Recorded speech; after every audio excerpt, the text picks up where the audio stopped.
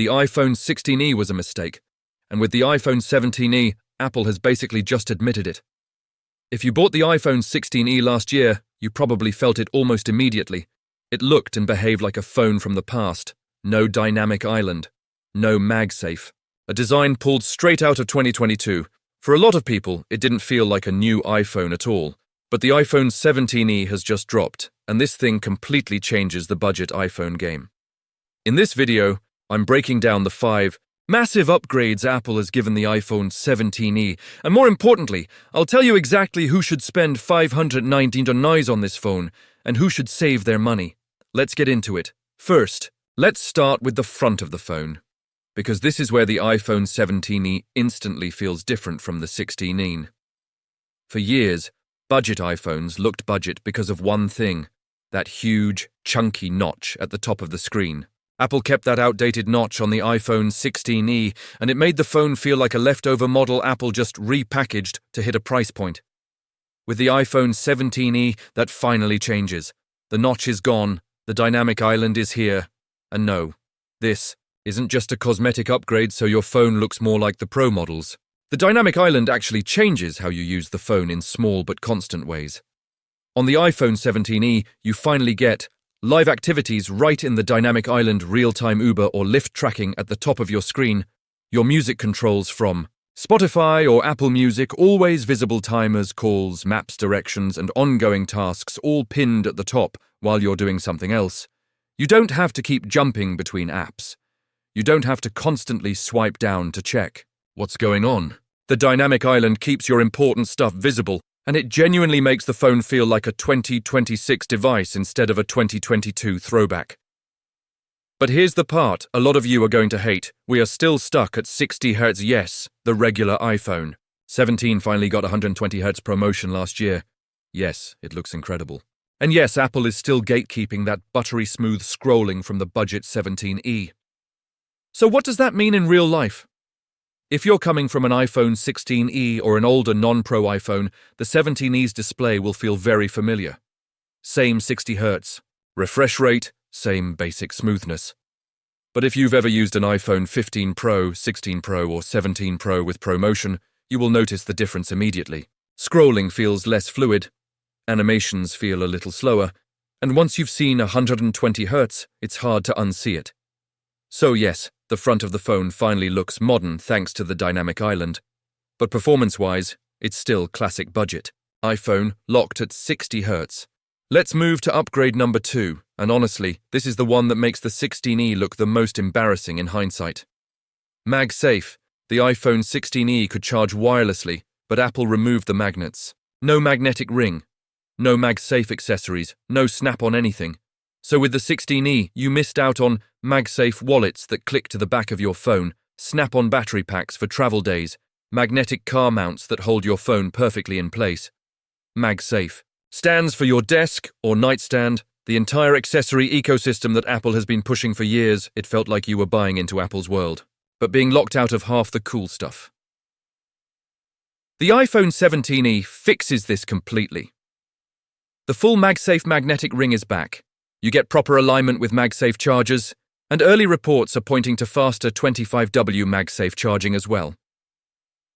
That means stronger, more secure magnetic attachment. Faster wireless charging compared to older budget models, access to thousands of cases, stands, chargers, wallets, and power banks that are designed specifically for MagSafe in 2026. MagSafe is not a nice-to-have anymore. Apple's entire accessory ecosystem is built around it. If you bought the iPhone 16e and then walked into an Apple store, you probably realized half the accessories on display wouldn't actually work properly with your phone. If that annoyed you, the iPhone 17e is basically Apple's apology. This alone is a huge reason to upgrade. Now, upgrade number 3, performance and connectivity. On paper, we're going from the A18 chip in the iPhone 16e to the A19 in the iPhone 17e. Both phones have 8 GB of RAM, and both support Apple Intelligence features, so yes, you're getting generative AI tricks on both. But the real difference isn't just raw speed, it's efficiency and connectivity. The A19 is built on a more refined 3nm process. Translation, It runs cooler. It uses less power for the same tasks. It squeezes more performance out of the same battery size. Day to day, that means your phone should feel smoother for longer, especially after a couple of years of software updates. But the secret weapon here is the new C1X modem. The iPhone 17e is rumored to bring much better 5G efficiency, more stable connections in crowded areas, improved speeds and latency Wi-Fi 7 support for faster, more reliable home and office networks. If you live in a dense city where networks are always congested, or in an area that already has spotty coverage, this modem upgrade might matter more to you than the CPU bump itself. This isn't about opening Instagram 0.2 seconds faster. This is about fewer dropped calls, more reliable video calls, faster downloads when you actually need them, better battery life while you're on 5G all day. So if connectivity is important for you, if you work on the go, travel a lot, or just live in a place with questionable signal, the iPhone 17e's new modem and wireless tech is a very real, very practical upgrade over the 16e upgrade number 4, the cameras. On the back, the iPhone 17e still has a single 48-megapixel main fusion lens. No telephoto, no ultra-wide. Apple is clearly keeping this model simple and focused, but don't be fooled by the same camera spec on paper. You get a newer image signal processor in the A19 chip, better computational photography, smarter noise reduction and detail handling, noticeably improved low-light performance, so even with the same sensor resolution, photos on the iPhone 17e, especially in dim restaurants, at night, or indoors, are going to look cleaner and more detailed than what you get on the 16e. Colors should look more natural, highlights less blown out, and faces better exposed, but the big camera upgrade is actually on the front. The iPhone 17e is getting the 18-megapixel selfie camera from the flagship iPhone 17 series. So if you do a lot of FaceTime with friends and family, take tons of selfies. For social media, create content for TikTok, Instagram Reels, or YouTube Shorts. Join video meetings on the go. You're going to see a big jump in sharpness, detail, and low light quality from that front-facing camera compared to the 16e. Expect sharper, more detailed selfies, better skin tones, less grainy video in dim lighting. More flattering image processing for faces. The 17e basically turns the front camera from an afterthought into a genuine selling point at this price. Upgrade number 5. Battery life. Physically, the battery capacity on the iPhone 17e is similar to the 16e.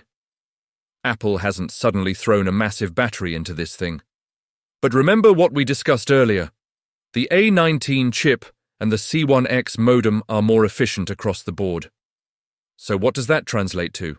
You're looking at roughly an extra hour or two of video playback compared to the 16e, better standby drain overnight, less battery drop while on 5G or Wi-Fi 7 networks, slightly better endurance during heavy use days.